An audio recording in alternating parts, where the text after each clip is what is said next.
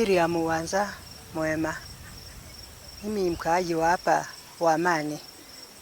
Nalima mahindi, niko na ng'ombe, niko na kuku. Sasa hiyo ndio ninalima kwangu.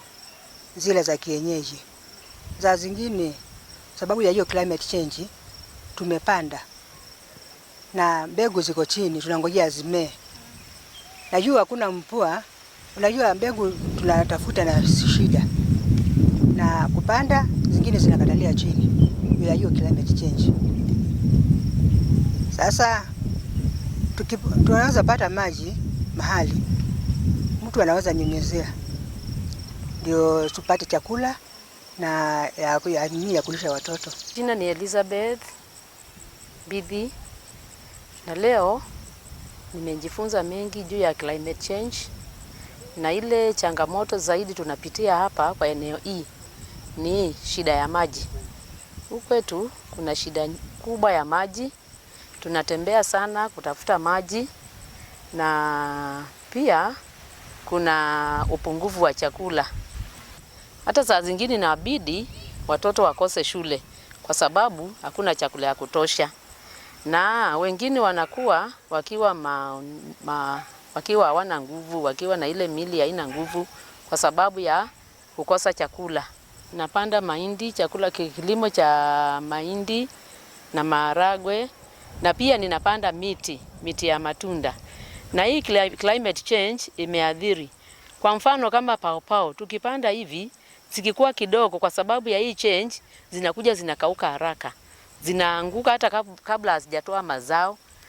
Hii nayo maharagwe na mahindi kwa sababu ya hiyo climate change, saa zingine hata ikimea tu hivi, inakuja inakauka, hakuna mavuno, kwa hivyo hakuna chakula kwa sababu mvua ni kidogo na hatuna maji ya kukunyunyizia mashamba yetu. Haya, ile effort ninatumia kukabiliana na hiyo. Nimenunua water tanks za kuharvest maji ili niwe naweza nyunyuzia. Kama ni mboga ninanyunyuzia. Matunda kama bananas ninanyunyuzia ndio sisikauke, ninanyunyuzia hiyo nikitumia hiyo maji ninatumia kutoka kwa tank. Haya, saa zingine kwa pale mahali nimepanda hizo bananas, nimechukua ile maji inapita na njia, nina channel inaingia huko kwa hizo bananas, kwa hivyo inazisaidia kukua na pia kuweza kuzaa. Waende waulizie kama kuna njia yoyote ambayo sisi tunaweza saidiwa tupate maji. Hata kama ni dams zijengwe huku tukue na maji. Tukikuwa na maji tutaweza hata panda tunyunyuzie vyakula vyetu na shida ya chakula itaisha na pia hiyo shida ya maji itaisha. Kwa majina ni Elizabeth Mwangangi, Assistant Chief Movoti Sub-Location. Tunaongea na wananchi kuhusu kupanda miti. Kitu ya kwanza ni kuwa na these tree nurseries. Wanaeka hizo tree nurseries, wanapanda miti ya aina fulani. Tuko na mitunda ya kila aina fulani. Kuna hizi exotic plants kama Griveria and the rest, na pia kuna indigenous trees especially kwa these dry areas zenye tukipanda tuko sure hazitakauka. Kwa sasa ni kama naweza sema tuko around 60% to 70%. Ile changamoto tuko nayo sana unapata kuna ukosefu wa maji. Na hii ndio inachangia maybe mimea ikipandwa unapata inakauka. Zingine pia kuna issue ya challenge ya mchwa. Unapata baadhi ya miti zingine zikipandwa zinaumwa na hiyo mdudu ya inamchwa na zinakauka. Yes. Sasa kama tuseme hii mambo ya ukosefu wa maji, kwanza tunaambia wananchi waangalie ni miti aina gani wanapanda wapi. Kama sehemu yenyewe ni kafu kabisa, tunawa-encourage wapande the indigenous trees. Kama ni kuna maji kidogo, tunawa-encourage wapande aina ya mitunda ama is exotic type of trees. Pia wakishapanda tunawa-encourage wafanye ile mulching. Ndio hiyo maji isibebwebwe na jua, mti ifikie kukauka. Number one is the farmer's right. Farmer's right. Because if it is a criminal offense to share and to sell the informal seed, or the orphaned seed, or the indigenous seeds, it means that we cannot farm well because of fear of being criminalized. If we use the indigenous seeds, if we share to fellow farmers, all of the farmers are not financially able to go and buy the hybrids, which are very expensive and which takes lots of time to mature. So we need to be heard that the rights, that law which prohibits indigenous seeds not to be sold and not to be shared, and not to, if you don't share, if you don't sell, then it means it's equally the same as telling you don't use them. So that adds up to the issue of food insecurity, because majority of the farmers cannot afford. Number two, the hybrids are not adaptable to the local ecosystem. In agroecology, the future of African agriculture, the future of agriculture lies in agroecology. In that, climate change crisis is here to stay with us. It's not something which is moving away from us. So we must try and find adaptive measures, solutions. Because it is here with us to stay, we need to find solutions how we are going to go about it. And some of the solutions is about finding the kind of seeds we can use so that we can have food security. Machakos County, being an arid and semi-arid region, is actually prone to food insecurity. And to add more to that food insecurity, now there is the question of the climate change crisis, which both of them attribute to famine. So we have got to find, we as the farmers must find a solution as to what we are supposed to do to have food security. And one of them lies in use of our indigenous seeds, which are actually adaptable to the local ecosystem, which are actually disease and pest resistant, and which are adaptable to the rain pattern. The rain pattern of this current rain pattern is not predictable. For example, there were rains on 6th of October, and now the other one is predicted to come on the 18th of November.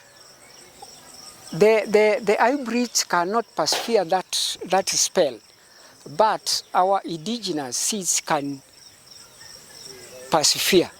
By the time the rains come back, they will still be on course, as opposed to hybrids. We cannot, and at the same time, our indigenous seeds can use locally available manure, which is from livestock and either from compositing. Those ones can make them thrive very well, even in the event of scarce rain. First of all, they never get an opportunity to have a visa. They never get an opportunity to go to international conferences, but they are impacted by climate change. And today we are in Machakos County, which is a semi-arid region. Sometimes they get food aid from the government. And that's why we are bringing in agroecology as a solution to hunger. The world was celebrating or talking about the state of food in the world. And what happened is that Africa is appearing on that hunger map. And so it means that when Africa is appearing on that hunger map, people from Machakos are also appearing in that hunger map because they come from Africa. And so we are bringing in agroecology as part of solution to the climate crisis. We know that agroecology is cheap because you're using locally available materials. For example, when you want to do composting, we just use the twigs that we get from the farm. You know, agroecology also brings different people together to share knowledge. We believe in indigenous seeds, and that's why we are also talking about the resilience of indigenous seeds. So after this session, we want to do a small procession, basically to communicate to the world that Africa contributes very little, but when you talk about climate finance, what Africa is getting is very, very minimal. And climate finance has been a contentious issue, particularly on adaptation, and that's why the voices of grassroots communities, the voices of farmers, the voices of fisherfolk, the voices of indigenous people need to be at the forefront when you talk about climate finance. Thank you. To us, this is our pre-COP. It's a people's COP. You know, the excluded voices, those voices that never go to any conference of party meeting or negotiations. And so when we talk about the voices of farmers in Machakos or in any other part of Africa, we're actually amplifying the realities of climate change. Like right now in the Rift Valley region, communities are being impacted by floods and landslides. We have families that have lost, like, we have one family that has lost like five members, and you'll never get that. Their voices may never get to COP. Their voices are muted, you know, buried in the mud, buried in the floods that have killed their family members. And so what we are going to do is that we are very lucky to have our partner here, Ibon International, and also Ibon Africa represented in this conversation. And next week, Caroline will be going to COP, and actually what we are going to do, we are going to have an exhibition of the different voices that we've had today. The voices of the farmers, the voices of the youth when they talk about lack of climate finance, the voices of women when they talk about having to travel long distances to get water. You know, the voices of women who say that when there is no water, they can't produce food. The voices of women who have to depend, you know, on, you know, wage labor because the crops have wilted. And so it's very, very critical that we have this conversation, and we were very lucky to have the local area chief come to the meeting and talk about the 15 billion trees. And this is very important in terms of mitigating the negative impacts of climate change. But the question is, what type of trees? If they're indigenous trees, we know that they're going to be more resilient. And this is also going to be an opportunity for young people to get opportunities for employment. We know that employment is a very big problem in Kenya. Like if you walk around Machakos or if you walk around any part of Kenya, you'll find that what is called jobless corners. You know, these are young people, very educated, but they don't have jobs. And so this can be an alternative. And that is why now we are pushing for agroecology, particularly agroecological enterprises, where communities are going to be taught how to process food, and then they can be able to sell them, and they can be able to earn incomes. And then you're also advocating for agroecology so that we can shift Kenya and Africa as a continent from the hunger map. It's quite embarrassing to have our continent, which is home to 60% of arable land, which has the most youthful population in the world, and we are still on the hunger map. So we actually have the market in terms of consumers, and we actually have the workforce, and we actually have a conducive environment, because there are some countries that have winter, they have summer and winter, which is very hot and which are extreme, but we have a conducive weather that can produce food. And what I want to say is that there's enough food for everyone. So Africa does not need to be on the hunger map. And there's need to fund agroecology, to fund grassroots organizations, to fund young people, to fund indigenous people, to fund, you know, people who are actually producing the food, people who are actually, you know, tilling the land. That is very, very important. And my message to COP is that there's need to talk about adaptation, because in Africa, we are actually living the reality of climate crisis. As people are discussing, you know, at COP, we are losing lives. We are going hungry. Children are stopping to go to school because there's no food. Some are getting married young because there's no food at home. So with the notion that when I get married, I might get access to food, you know, despite the fact that child marriage is outlawed. But child marriage is happening because, and school dropout is happening because people don't have food. And that's why there's need to invest in agroecology. There's need to fund organizations such as Haki Nawiri Africa and Ibon International that are doing on the ground work with grassroots community who are actually producing the food and who are actually feeling the impact of climate crisis. Now we cannot talk about climate change, we are talking about climate crisis. Kila mtu ambaye ataparticipate kule Brazil azingatie sana ile hii pesa ya kutengeneza mazingira ambayo yameharibiwa na watu wale walifanya walileta climate disaster, watu wa developed world. Tukianza na USA, China, Europe, watulipe pesa tutengeneze hizi shida tuko nazo huko. Hatuna maji, haya jua linatuchoma, ng'ombe zetu zinakufa. For the last 30 years, sijaiona mtu ametengeneza gunia mbili, especially this side of Ukambani.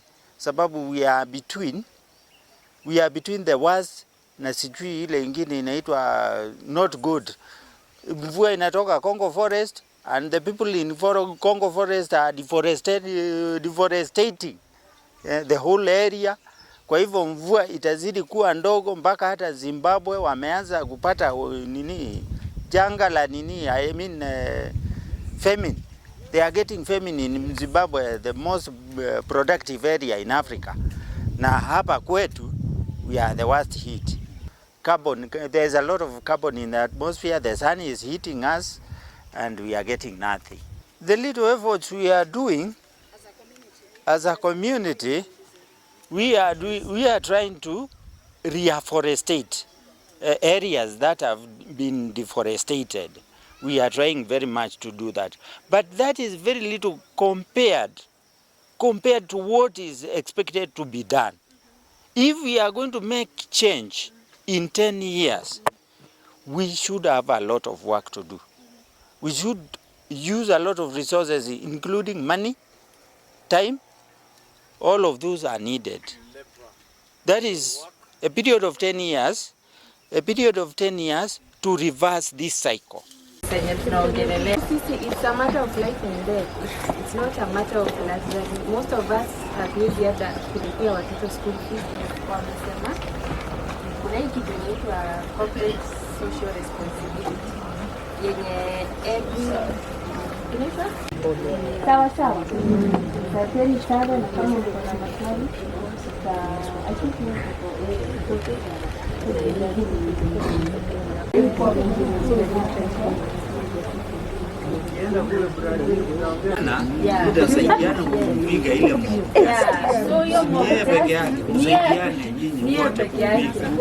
and that is the beauty, because nia peke yake na sasa watu wengine muanze kuulizia maneno ya fund tafadhali.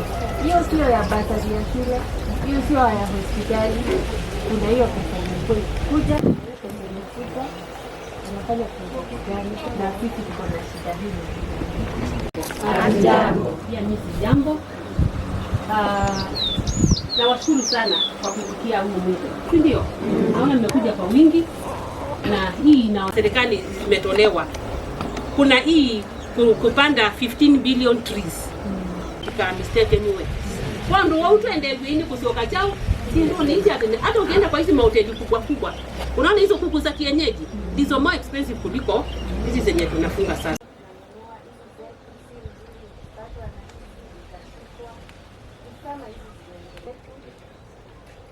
So hizo ndo some of the things tutakuwa tukidiscuss. So this year itakuwa 10 years wakuuze na sisi ndio tuweza kuendelea. So kumekuwa na some of these resolutions zilizokuwa zikiendelea, lakini pia unapatanga wakati mwingine sisi African countries na watu wanafaa watoke 30 meters, lakini hata si unapata ni kutoka hapa mpaka huko mbali sana, na mbali sana watu wanaambiwa hame ndio wafanye conservation ama hizo lazima tukue tukiangalia sana na kujiorganize, ndio tukiwa na vitu kama hizo tunaweza kusimama na kuresist kabisa. Lakini unapata wakati mwingi huwa wanakataa sana ama wanapinga sana, ama wakati wenye wanakuja kusupport unapata wanapitia njia mrefu, wanasema okay, pesa tutawapatia lakini na nyinyi situ zenyu. So unapata haiko transparent. So vitu zenye tumekuwa tukisukuma sana